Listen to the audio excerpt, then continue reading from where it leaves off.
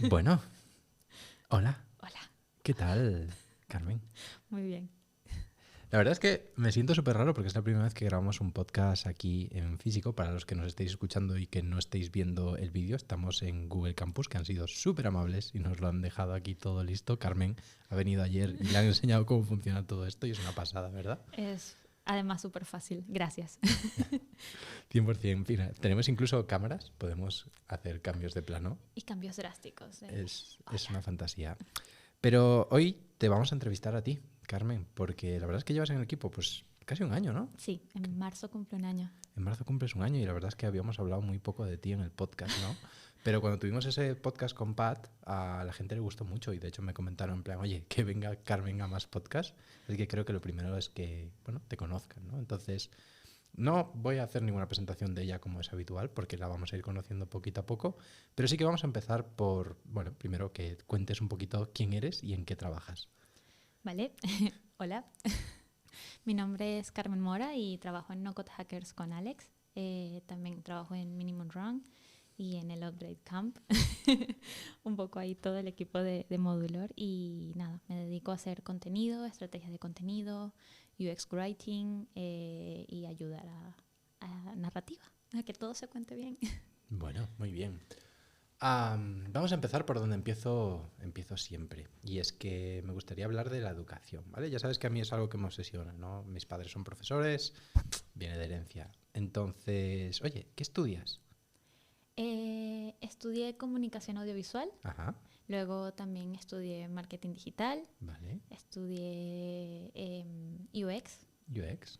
writing, que hay muy pocas personas y muy poca formación de eso, Muy pero poquito, sí. que cada vez hay más y cosa que me gusta. Estudié también fotografía y cursitos por ahí. Y no code hackers también, me estoy haciendo un par de cursos por aprender. Llegaremos a eso, pero, jo, ese momento de, bueno, no sé cómo era, tú estudiaste en Venezuela, ¿verdad? Sí, sí, sí, sí, Vale, estudié entonces ahí comunicación. no sé si es lo mismo que aquí en España, cómo funciona con Sí. bachiller y demás, parecido. Ujú. Entonces, ¿cómo tomas la decisión de irte por comunicación audiovisual y estudiar esa carrera?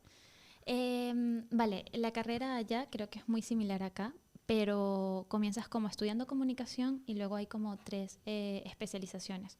Y está pues periodismo impreso, audiovisual o publicidad. Y era como, pues impreso no me gustaba mucho, luego estaba audiovisual que imaginaba y normalmente todavía en mi cabeza como que cuando vienen ideas se van de una vez a cómo luciría, ¿no? A movimiento y demás. Y luego, pues, publicidad, que tampoco me gustaba tanto. Ujú, Plot twist, me dedico a publicidad. Pero sí, me fui por comunicación. ujú. Y ahí comencé luego a fotografía y demás. Pero fue por allí así. Vale, pero ¿cómo tomas la decisión de entrar en esa carrera entre todo el universo de carreras posibles que hay? Me gusta mucho hablar. Ya. Me gusta mucho hablar. Se me daba muy bien como desenvolverme en cámara, aunque me gusta más estar detrás de cámara. Y luego también me gustaba mucho escuchar historias, que es Ujú. básicamente por eso también como que me inclino a escribir. Me gusta como ponerme en el papel de las personas, vivir historias, como toda la parte de creatividad y demás, pues me gustaba justo esa área. Ujú. Vale, entonces acabas esa carrera y ¿cómo es un poquito tu inicio en el mundo profesional? Empecé a hacer prácticas en Mm. Ogilvy. Fue como que yo estudiaba en una parte de Venezuela, en Valencia, y luego dije, bueno, Caracas, capital, ¿sabes? Como Madrid, Ujú. pero con socialismo más radical. Más complicado, sí. Y nada, me fui a Caracas y Ajá. empecé a hacer prácticas en Ogilvy y en Coimbra, que eran como asociados.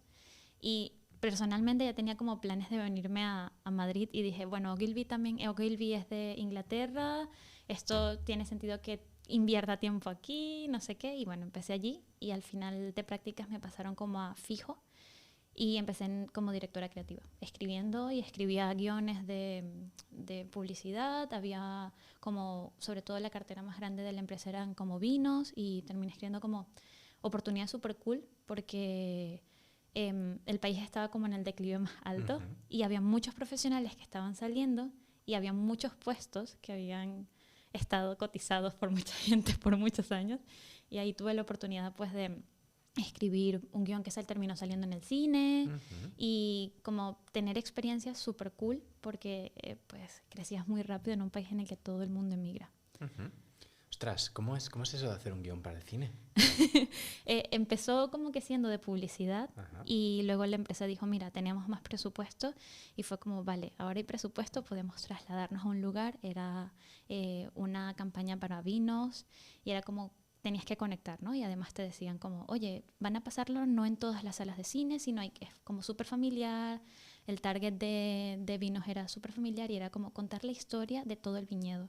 Y fue como por ahí empezar como algo súper folclórico de Venezuela, el cuatrico, que es como un instrumento de 4 cuerdas de Venezuela.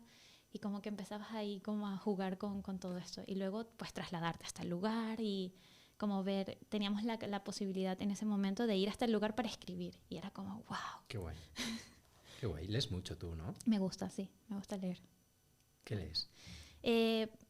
A lo largo del día me hago muchas preguntas. Como, ¿qué pasa si un cristal se me rompe? Algo tan simple como así, siempre estoy googleando como de eso. Me gusta mucho, sobre todo, novelas, porque me despejan mucho. Y aparte, pues en el día a día, como hay diferentes clientes, pues leo de eso, un cliente que lanza personas al espacio, otro cliente que es de energía solar.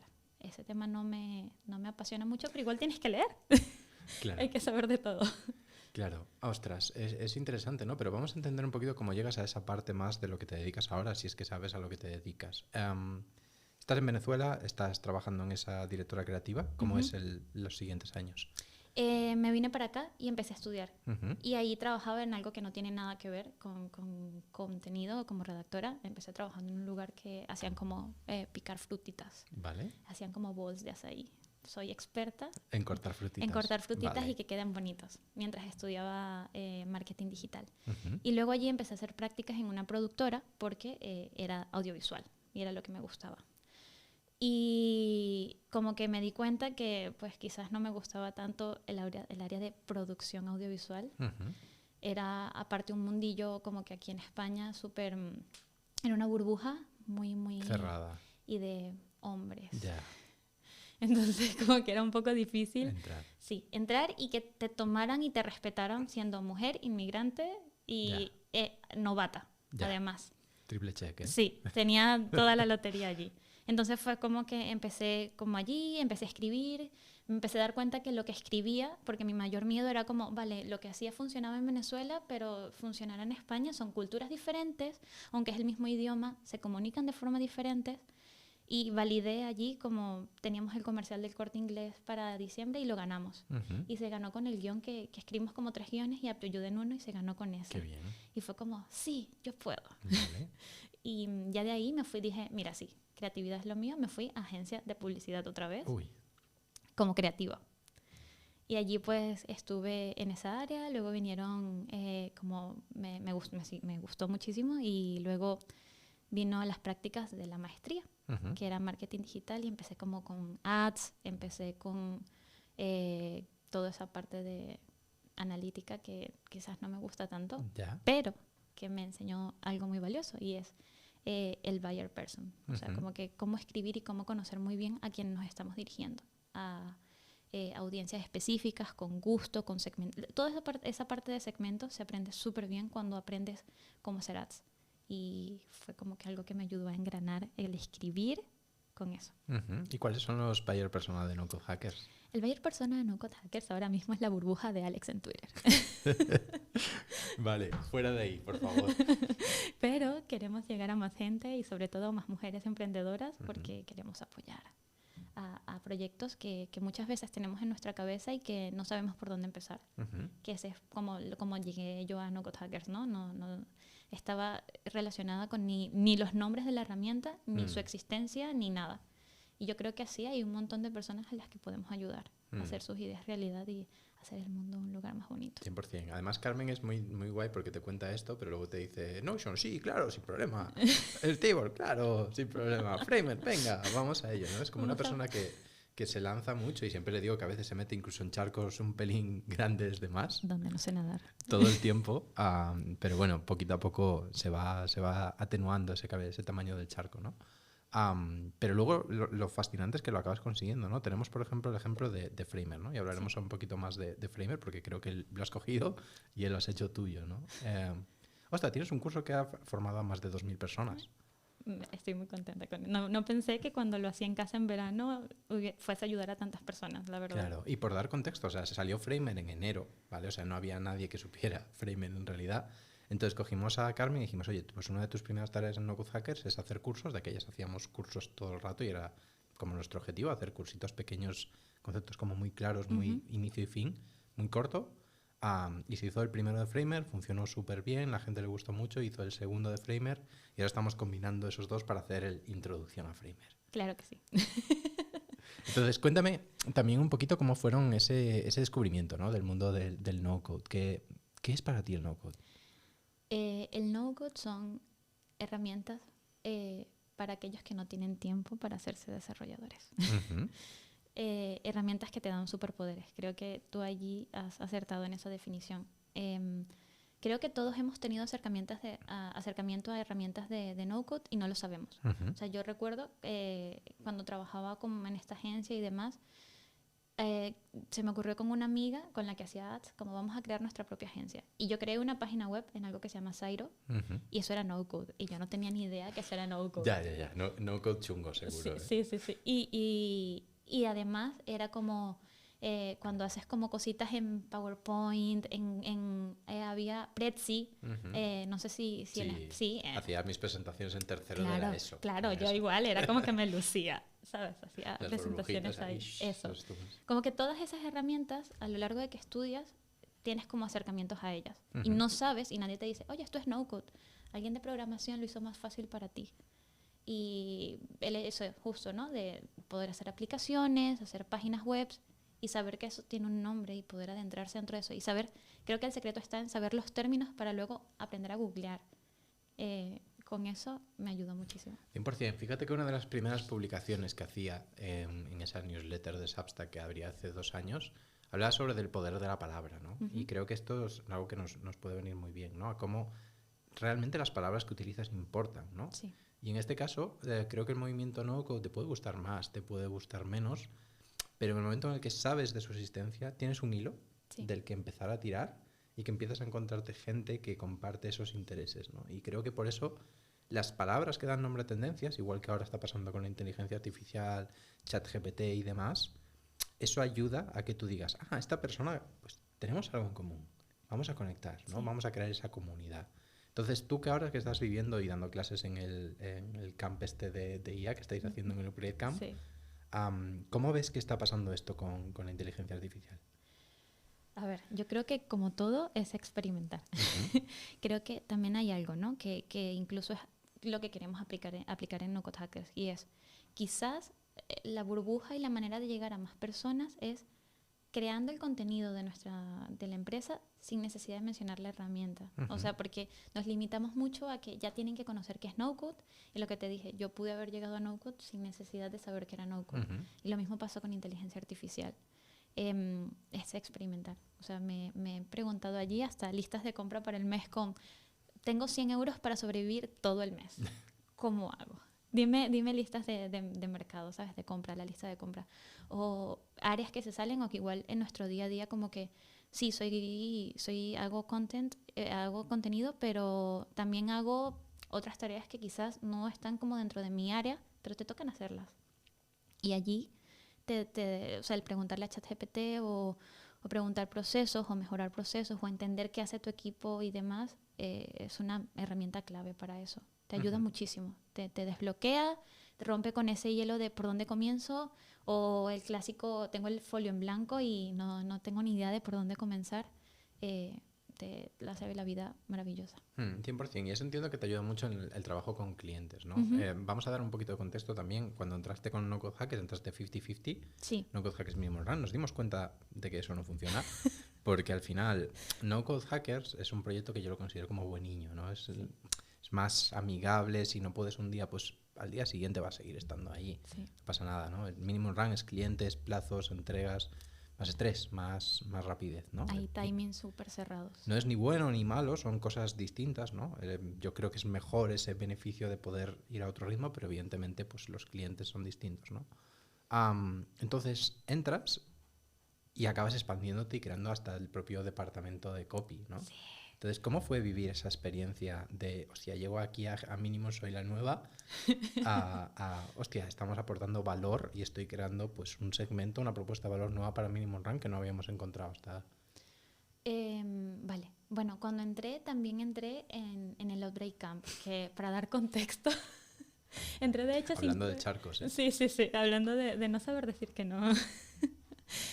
Yo entré de hecho fue 50% No Code Hackers y 50% Outbreak Camp, que el Outbreak Camp son formaciones que damos y empezó con un camp como de liderazgo. Y ahí pues hice toda la parte de contenido. Y de repente llega un cliente en Minimum Run que se dedica pues a hacer webs y producto digital y dicen, oye, necesitamos contenido. Y fue como alguien de ventas dijo, ajá, entró alguien en contenido a No Code Hackers. Y Carmen, vente a probar. Y comenzamos y nos dimos cuenta que trabajando el equipo que ya hacía como esa estructura, el departamento de definición, esa estructura de cómo se hace una web, qué debe contar, no sé qué, junto al departamento de diseño, como que hacíamos muchísimo desbloqueo de patrones. Para el diseñador era mucho más fácil construir una web, encontrar una identidad de marca y como que empezamos a crear ese proceso. Entonces como que entré y dije, bueno, yo sé ejercicios para hacer el tono y la voz. Y como que, vale, genial.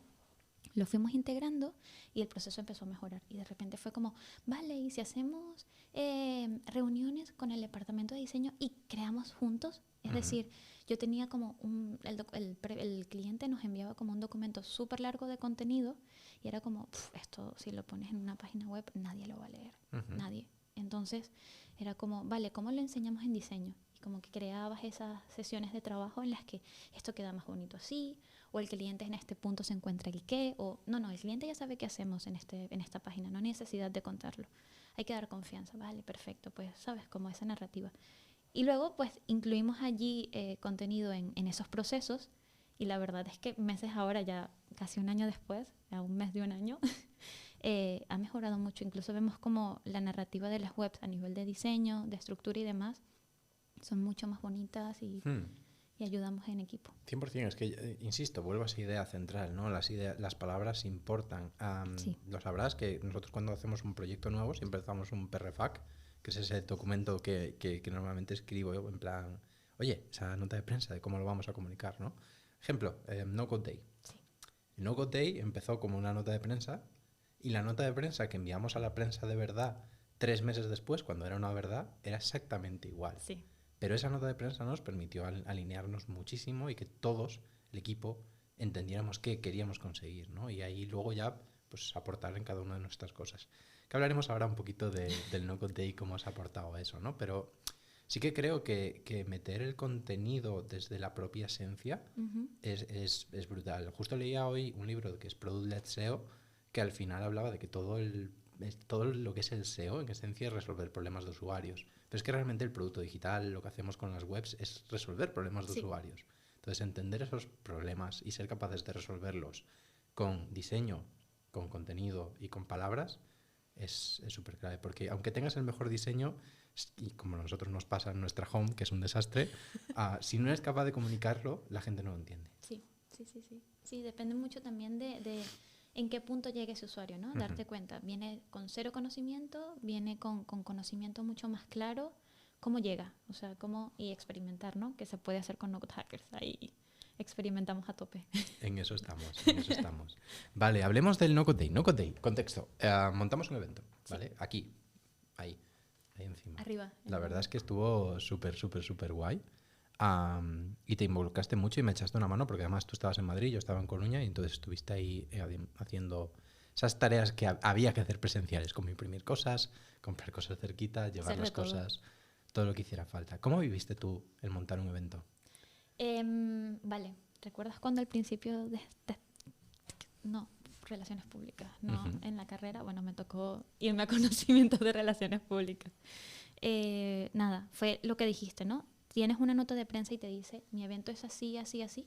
Te da pistas de, vale, para hacer Así necesitamos pues ponentes, necesitamos saber cómo, necesitamos slides, necesitamos como que te da ese plano de órdenes y un pequeño esquema de por dónde empezar. Y de ahí se desglosan 1000 tareas. Y también creo que lo cool para el No Code Day en ese momento fue que empezamos a tener más audiencia femenina. Y era algo como que nuestra intención. Romper con un poquito de y más que audiencia femenina, era salir un poquito de la burbuja, ¿no? De las mismas personas con las que trabajamos a diario, con las que ya son como exponentes de no-code y demás, y llegar a nuevos usuarios, a personas que tienen ideas brillantes y que pueden construirlas. Y creo que justo dio ese momento para cuando hicimos el no-code y me encantó. Este año vamos a hacer otro no-code day. Otros 2. Oh, wow. Hay 2 días de no-code al año. Esperemos que sí, esperemos que sí. No, pero sí que es cierto que se nota mucho el detalle, ¿no? Y quería meterme en el terreno de mujeres dentro del no-code porque creo que es algo que, joder, tenemos una oportunidad de que se está construyendo todo ese ecosistema de hacer las cosas bien, coño. Sí. Que tenemos esa oportunidad, ¿no? Y al final, como está mi jeto aquí, como me veis todo el rato hablando y soy yo, pues al final atraen más hombres. Y Sí. es algo que me lleva preocupando mucho, ¿no? Hay gente a la que no le preocupa esto. A mí me preocupa muchísimo, ¿no? Desde las primeras formaciones tuvimos muy claro, hey, no podemos meter a todo hombres. Claro. No podemos, no puede pasar esto. Que luego hay veces que la realidad pues te da una bofetada en la cara y dices, mira, pues es que han aplicado 30 hombres. Sí. Es que el problema está antes. ¿Cómo haces que apliquen más mujeres, ¿no? Entonces, ¿cómo ves esto y cómo podemos llegar a más mujeres que se interesen en este mundo y que se adentren? Ok. Creo que esto aplica para cualquier área, como que sí es verdad que aquí en el día a día, en teoría, como que es igualdad y yo puedo trabajar y cosas que damos por normalizadas, pero la verdad es que en el interior todavía nos cuesta como mujeres, y lo hablo con compañeras de trabajo y amigas, como sentirnos validadas por nosotras mismas. Más que incluso por los demás, que a veces nos da igual como, me da igual lo que pueda pensar esta persona, es más como, ¿soy suficiente o no? Y todo comienza incluso cuando haces una oferta laboral, o sea, la mujer tiene que cumplir, si te piden 5 años de experiencia y un montón de cosas, nosotras solo nos postulamos si cumplimos por lo menos el 80% de esas, sí, mínimo 80%, en el mejor de los casos cuando hay mucha confianza en nuestra parte. Y los hombres lo hacen con el 40%, con el 30%, con nada, el 20%. o con sí, nada. Exacto. Entonces, allí hay como un pequeño cambio, ¿no? Un mindset ahí que igual, no importa el área, no importa en lo que sea, como que ustedes se lanzan más a nadar y ven cómo resuelven, y nosotros somos un poco más de cuidadosas, nos enseñan más como, no importa dónde estés, como que la cultura siempre nos va a la mujer como exigirnos mucho más, no somos suficientes todavía, y sí se está cambiando y es genial, pero por ejemplo, particularmente en el no-code, vienes en tecnología. Entonces, muchos de los alumnos ya saben por lo menos, así no sepan programar, tienen ideas de por lo menos CSS, ¿sabes? O algo de, sí, abres esto. Nosotras normalmente de esa área, o si vas a una universidad, los salones suelen ser 90% hombres y ni siquiera de ese 10%, es que el 1%, una sola mujer en un salón de ingeniería o demás. Entonces, es difícil llenar un curso de no-code, es difícil que acepten dar charlas, es difícil que se acerquen, pero es seguir intentando. En algún momento no va a ser necesario decir, es que tengo que llenar mitad y mitad. Y sería genial, ese punto en el que lleguemos, voy a llorar de alegría, pero en este momento hay que hacer un esfuerzo. No es que no miro si son mujeres o hombres. No, es que hay que esforzarnos. No estamos en ese punto todavía. Estamos en un punto en el que hay que esforzarnos porque por apoyarnos y, bueno, desde tu lado por apoyar a mujeres y buscar que estén. O sea, hay que hacer un esfuerzo extra en ese sentido. 100%. A ver, yo estudié ingeniería, ¿vale? ¿Cuántas mujeres estudiaban contigo, Alex? 3. Vale. ¿Cuántos eran? Vale, wow. Vale. Wow. 0.3%. Era horrible eso, la verdad. Pero bueno, el tema interesante es que yo creo que también hay que poneros en una posición, si tienes la suerte de tener una mujer dentro de tu equipo, ¿no? Yo creo que era súper importante, esto lo hablaba con Dani. Oye, no puedo seguir contratando hombres. Yeah. Y me pesa, tengo ya 3 y hay cosas que no ves. Claro. Que no te das cuenta, ¿no? Comunicaciones que dices, Carmen, Alex, ¿cómo vas a publicar esto, no? No hay ninguna mujer en este tweet que estás poniendo, ¿no? Sí. ¿Qué nos ha pasado? Ostras, pues no lo ves porque no es tu realidad o porque estás en otra posición. Entonces yo creo mucho que hay que, bueno, primero, integrarlas dentro de lo que puedas y segundo, daros voz y espacio. Y eso creo que lo hiciste de coña en el No Code Day, ¿no? Con esa foto de mujeres y sobre todo pues teniendo esa iniciativa, esos detallitos extra para ellas que nosotros no hubiéramos tenido nunca en cuenta. Ya.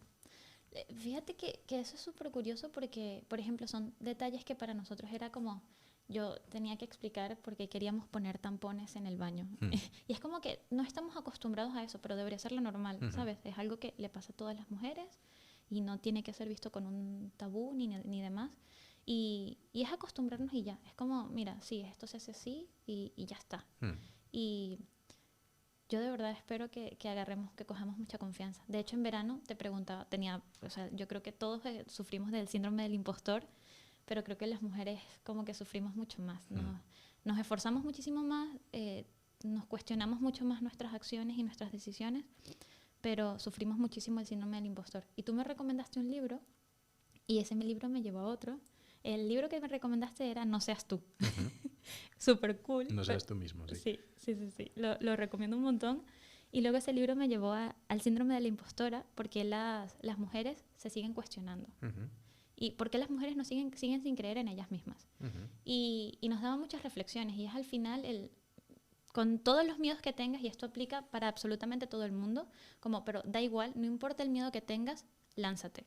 Pide ayuda, eso no te hace menos persona y sé que suena cliché, porque suena, pero es una realidad. Alex, no sé cómo hacer esto en Framer. Y luego aprendes y vas y te das golpes. 100%. Y lo intentamos. Hoy pues justo intentamos hacer una animación que nos ha costado la vida. Sí. Creo que la conseguiremos solucionar, ¿no? Pero, joder, es ese miedo de eso. Y me pasa con mis amigas, que mis amigas son unas cracks. Son o sea, increíbles. Elena Madrigal es Dios de Notion, bajado a la tierra. Elena, te amamos. Celia es una crack. Y que, joder, hablando con ella ayer, en plan, me estaba contando un proyecto que quiere montar, ¿no? Y me decía, buah, pero es que yo no sé si seré la persona adecuada para hacer esto. Y es como, tía, eres una maldita referente, créetelo tú. Y aunque todos tenemos ese síndrome de impostor, ¿vale? Aquí yo el primero, hay que creerse. Me cuesta creerlo, ¿eh? Esta es también la cosa, que a veces lo que vemos en pantalla es como, yo te veo súper seguro, no sé qué, y cuando me comentaste de entrevistarme fue como, Alex, ¿qué rayos voy a ir a responder yo al podcast? No tengo nada que decir, no sé cómo puedo ayudar a alguien. Pero es que esto yo creo que pasa siempre, ¿no? Tú siempre tienes como no quiero decir nivel porque no es la palabra, pero sí que tienes una zona de confort, ¿no? Una serie de gente que tienes cerca que consideras tus iguales, ¿no? Y siempre vas a tener tus superiores y tus inferiores.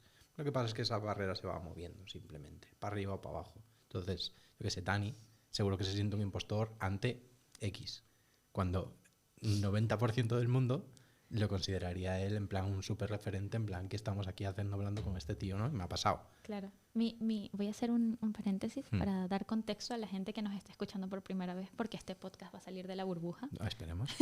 Dani es el fundador de todo. De todo, básicamente. De No Code Hackers no. Él salió por un tuit de Alex, pero lo que es Méndez Aldarén, conjunto con André, o Minimum Run con Jorge, Camp. el Outbreak Camp, ese camp de liderazgo es de Dani. Y bueno, es quien está comentando Alex, porque es nuestro amigo y te queremos mucho, Dani. Premio Nacional de Diseño. Premio Nacional de Diseño. Bueno, lo tenemos en muy alta estima, ¿no? Pero Contacto en el Rey. Sí, bueno. Pero siempre tienes ese tema, ¿no? Y hostia, eso también te frena mucho, sobre todo otra de las cosas que siempre digo, que es que lances las cosas. Veo un montón de emprendedores y sobre todo mujeres que no lanzan sus proyectos. Ya. Es como, antes de lanzarlos, si es que lo llegan a lanzar, tengo que tener todo hecho. Todo perfecto. Todo. Y luego nunca lo lanzas. Porque es que nunca puede ser perfecto. Sí. ¿Cómo llevas tú eso? Mal. El curso de Framer estuvo como 3 semanas en mi ordenador sin publicarse. Y era como, Alex, Carmen. Y sí, al día de hoy soy consciente de los errores que tenía y de hecho para cuando lancemos en YouTube ya haremos mejoras. Pero ha ayudado a gente. O sea, mi intención con el curso era ayudar gente. No era como, no teníamos que vender plazas ni demás. Fue un curso de prueba, era mi primer curso. Y ha ayudado a gente. Al final buscas la perfección y se te olvida como el objetivo por lo que lo estabas haciendo. Y era ayudar a crear, ayudar a personas como yo, que no saben qué es Webflow en ese sentido de cajas y dips y programación. Y era como, mira, esto arrastra, sueltas y esa persona que está emprendiendo, que tiene, no sé, una tienda de ropa o de anteojos, de gafas, puede crear su propia web en su casa con lo que tiene y ayudar a a pequeños modelos, ¿no? de negocio. Ujú. Y se me había olvidado que ese era el objetivo y no lanzaba.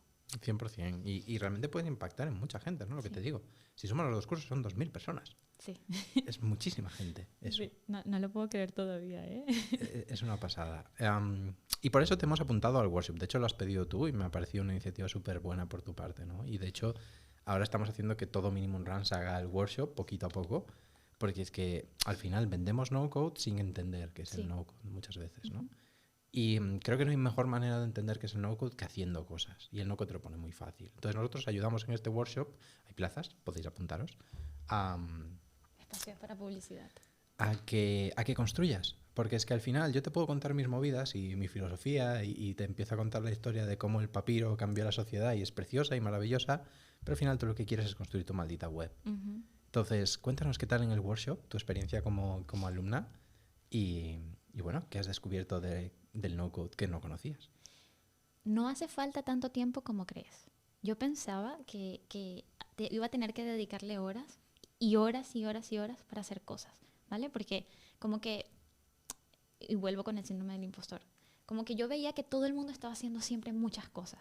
Como que no, terminan el trabajo y tienen sus proyectos personales y hacen ejercicio y comen súper bien y tal. Y era como, yo no estoy en capacidad mental para cubrir con esas expectativas.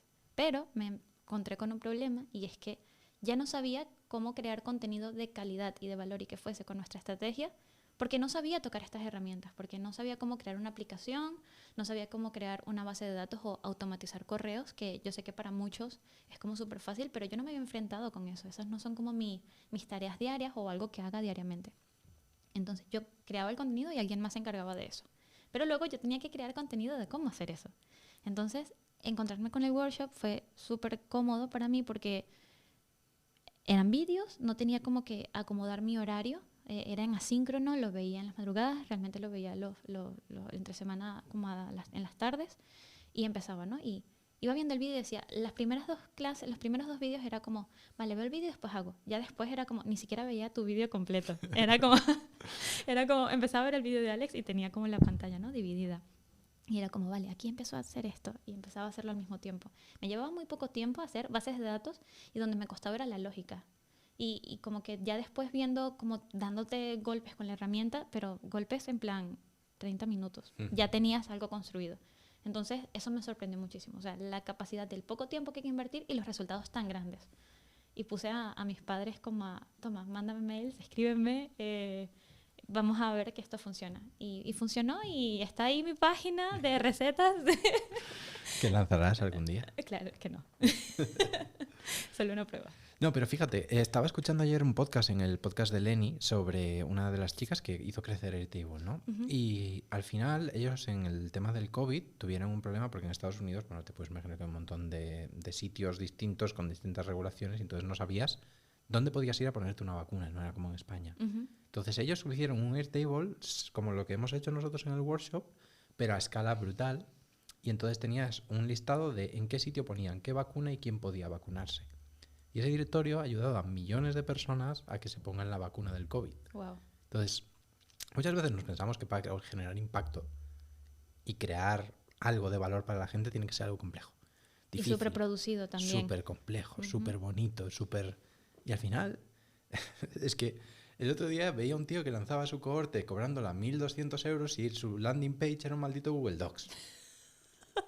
O sea, ¿qué me estás contando? No te Hazte digo... mi curso de Framer, es gratis. Y en una hora La tienes... puedes hacer un poquito mejor, ¿vale? No te digo que llegues a ese nivel, Claro. pero, ostras, tu conocimiento vale. Ujú. Y la gente quiere acceder a ese conocimiento y tú no se lo das. Dos cosas allí. Una, otra vez contexto. Por cierto, Framer, se me había olvidado decirlo, es una herramienta en la que haces páginas web. Súper cool, sin programar, haces animaciones como en PowerPoint, que seleccionabas una imagen y le decías, aparece. Y así, súper fácil. Y luego Airtable, que suena muy simple. Tú dices directorio y suena muy simple, pero a mí me costó entender que era Airtable. Y Airtable lo que hace es una herramienta no-code que, como esa guía telefónica, que es un directorio, y que no asociaba yo esas dos palabras, puedes tener como una base de datos que luego haces automatizaciones con otras herramientas y demás. Pero me parece una locura eso que me acabas de contar. Y lo que sucede también es que siento que el conocimiento que yo puedo tener es tan básico que no puede ayudar a nadie. que cool, yo lo puedo explicar, pero no sirve de nada. Ya, pero realmente sí. O sea, Ya, I know. en la educación pasa mucho que tendemos a buscar a profesionales reputados. Expertos. Cuanto más expertise tengan, mejor, ¿no? Pero muchas veces no me pasa a mí, ¿no? Yo voy muy rápido. Sí. Porque ya he dado esta formación 80 veces, porque me he pegado miles de horas en esto, ¿no? Y te das cuenta que la mayoría de la gente no. Entonces, igual se lo explicas mejor tú, Ya, es igual. ya. Porque estás más en su nivel, te has enfrentado a sus problemas, entiendes cómo contárselo de otra manera, ¿no? Entonces, todo el mundo tiene algo que contar. Esta es una hipótesis que tenía. Hablamos de las historias de antes, ¿no? Creo que todo el mundo tiene algo que pueda aportar y desde luego el loco te permite, pues, igual montar un negocio a partir de eso. Si quieres. Y si no, también. Claro. Sí, es verdad, la verdad, es muy bonito. Sí, por ejemplo, me doy cuenta, y esto también como que valida estar en el workshop, valida el también estar como de primera mano con los alumnos, ¿no? De escucharlos, esas reuniones que tenemos todos los jueves de, oye, me encontré con esta duda para el reto de esta semana y demás. Es un, pues Alex, es que vi que ya estaba esto hecho, ¿cómo se hace esa ventanita? Y era como soltar, arrastrar y soltar. Pero tú eres súper rápido, o sea, que cuesta muchísimo. A mí cuando hay que redactar tus guiones es una locura, muy rápido. Bueno, es que he hecho muchos, entonces se acaba cogiendo, ¿no? Esa es otra de las cosas que quería tocar contigo, el grabarte, ¿vale? Porque es algo que estamos intentando de manera productiva, porque además es una de las cosas que te cuesta, Sí. pero que a la vez impacta, ¿no? Dentro del negocio, impacta en nuestros objetivos y en lo que queremos hacer. Yo soy malísimo grabando, ¿vale? Vídeos, podcast, todo esto. Lo que pasa es que lo he hecho tantas veces que parece que soy bueno. Soy como ChatGPT, ¿vale? Te doy un resultado de mierda, pero tú no lo sabes. Porque no eres experto en ese tema, Ya, ¿vale? Yo te doy una lista que dices tú, sí, parece profesional, parece que lo está haciendo bien. él sabe lo que hace. Pero luego si rascas un poquito ves que hay tema, ¿no? Entonces, ¿cómo llevas tú ese tener que grabarte y exponerte al mundo? No sé, ahí sí estoy, la verdad, un poco más cómoda. Solo que se necesita mucho tiempo. Grabarme sí cuesta y sobre todo porque hay mucha práctica y muchas cosas que siempre quiero cuidar y lo que dices, ¿no? Para mí, en mi mente, aparte, pues la formación de audiovisual que puedo tener, la muy baja formación que puedo tener latinoamericana de audiovisual, es como, tiene que estar el fondo súper bonito, tengo que tener un montón de iluminación. Y me he dado cuenta que incluso los vídeos que más han impactado es de Tomás mostrando el dedo. En plan, literalmente nosotros nos currábamos un montón el fondo, no sé qué, y Tomás cogió el móvil y fue como, ¿cómo hacer una web en un minuto? 500.000 de reproducción. Brutal. 500.000 de reproducción. Y fue como, shit. O sea, yo tuve que armar un set y tuve 8.000 reproducciones. Y él con un dedo fue como 500.000. Y ahí cuando pasó eso fue como, vale, Carmen, ya está. Ya está, no puedes seguir perdiendo tanto tiempo y esto es así. Y más que la meta como de No Code Hackers, que en parte de comunicación y demás, está como mi meta personal dentro de la empresa y es llegar a más mujeres. Y es, mira, yo quiero llegar a más mujeres y ahora quien está en la empresa pues soy yo, entonces vas a tener que hacer tareas que no te gustan pero que van a representar. Y que siento que también es eso, ¿no? El hecho de que en un curso esté dando la clase a una mujer o que hayan más alumnas mujeres o que hayan más historia de mujeres, es como, vale, si ellas pudieron me siento más identificada y más representada y yo quiero ser parte, yo puedo también y por eso lo hago. 100%, 100%. Hay otra idea que quería que peloteáramos, ¿vale? Dentro de este podcast. Y es que realmente dentro de este grupo de empresas estás metida en un mundo en el que todo el mundo hace cosas, ¿vale? Sí. Y eso lleva, por lo general, dos cosas. Uno, la impresión que das en Twitter de tu persona. Y dos, la vida personal que realmente tienes, ¿no? Entonces aquí hay dos cosas que yo trato mucho en estos podcasts. Y voy a poner la otra cámara para que se vea mejor. Dos cosas. La primera, el ejercicio. Y la segunda, la salud mental. Sí. Así que vamos a hablar de ejercicio. ¿Qué haces para desconectar de toda esta cantidad de trabajo en la que estás metida? Hago muchas actividades porque para desconectar, o sea, de verdad, y tiene que haber equilibrio y es necesario. Hago yoga, pero no es como que estoy en clases de yoga específicamente, ¿no? Es como que hay días en los que necesito más descanso. ¿Qué tipo de yoga haces, Carmen? Me gusta mucho el Bikram, que es un yoga a 40 grados y lo hago más que todo en verano para morirme más de calor porque soy del trópico. Pero no, está muy bien. Hay días en los que yo sé que puedo exigirle más a mi cuerpo y esto también es con parte de las mujeres. estuve como 4 meses friqueada dándome cuenta que había una semana en el mes en el que yo de verdad tenía menos energía. Y lo sabía. Y entonces empecé a apuntarlo, ¿no? Y yo decía, vale, pero no va con mi ciclo menstrual. Hay algo aquí que como que está... Y ya la tengo clara. Y ya yo sé cuándo voy a poder dar más y menos. Y esos días compenso. Pues hay días en los que me esfuerzo más en el trabajo. No siempre voy a poder dar el 100% de mí. Y eso está bien. Y pues esos días pues hago más actividades como espalda sana, ejercicios de respiración. Me voy a clases ahora quedé fatal porque no me acuerdo el nombre, cómo se llama eso. Luego hago Bikram, hago yoga, hago ejercicios de pesa porque quiero ganar un poco más de peso. Me gustaba antes telas aéreas, quiero tomarlo otra vez. Y algo que estoy haciendo últimamente mucho es cerámica. Me gusta mucho porque no es ejercicio, pero es un hobby. Y no tiene ningún sentido, o sea, no tengo una intención de ganar dinero con ello, más que salud mental para mí, ¿no?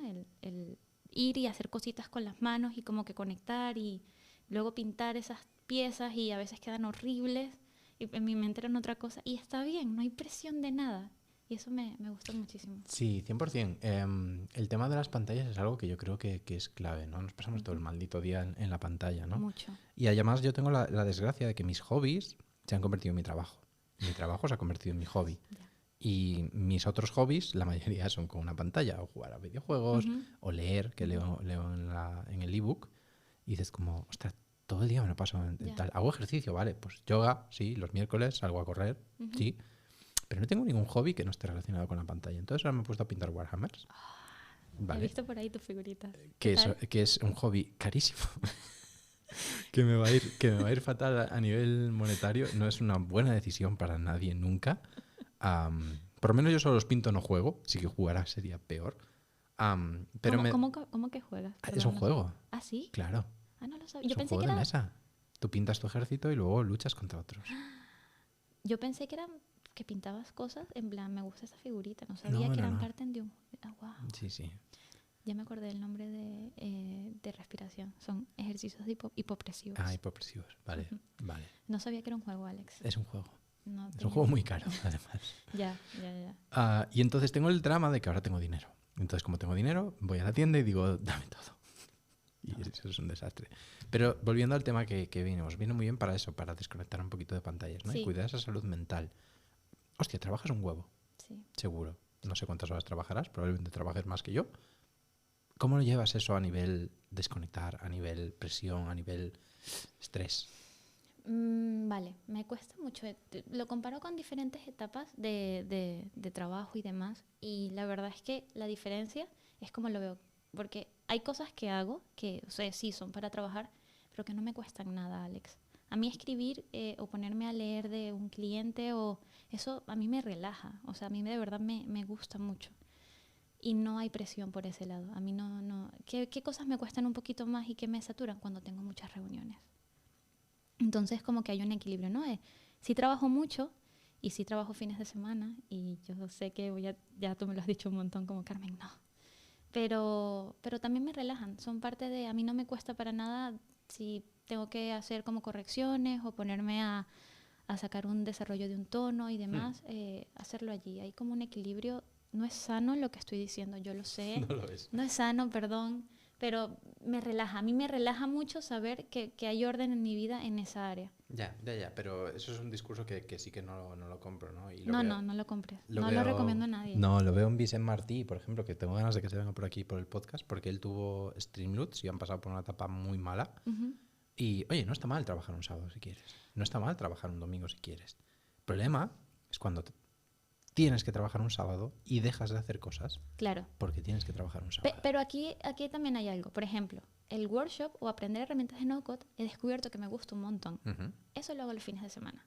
Entonces es como diversión para mí, porque al final no te estoy dando nada a ti para no-code hackers, pero a mí me sirve para el trabajo. O leerme un libro de UX, o leerme un libro de narrativas y demás. Eso para mí es como forma parte de tu aprendizaje de trabajo, pero lo estoy haciendo en mi tiempo libre porque No, y eso está genial. El tema es que nunca dejes de hacer cosas con gente o de salir con tus amigos por tengo que hacer esto el sábado. No. De hecho, como que últimamente estoy yendo mucho a la oficina y como que invito más gente. Porque necesito socializar. Porque en casa nosotros teletrabajamos y no quiero eso precisamente, ¿no? Te aíslas un montón. Muchos de mis amigos están yendo de Madrid y es como yo necesito hacer eso. Y me ha funcionado súper bien y las actividades vienen súper bien, pero nunca hay que dejar y nunca hay que aislarse del resto de vida. O sea, hay un equilibrio que no es así normalmente, no existe como el equilibrio perfecto, pero en la medida de lo posible no te aísles ni dejes de hacer cosas por ocio. Eso sí lo tengo muy claro. Muy bien. Bueno, pues tienes tu momento de gloria. Hemos casi acabado esto. No estoy muy seguro de que se haya grabado el audio, la verdad. Oh, fuck. Tenemos aquí este de respaldo. Esperemos que sí, Dani, te lo pediremos. Pero cuéntales a la gente sobre todo dónde te pueden encontrar, porque creo que esa es otra de tus grandes tareas a nivel personal, el Sí. exponerte un poquito más. Esto es un ejercicio, oye, Ujú. enhorabuena. Gracias. Pero ¿dónde te puede encontrar la gente? Eh, soy muy reservada allí y es algo que es con lo que estoy lidiando. En Twitter no tuiteo casi nunca. Yo sé que debería hacerlo y también sé que debería hacerlo por metas personales de que más mujeres vean más representaciones. Soy Carmen Mora, simplemente, pero Mora con doble O.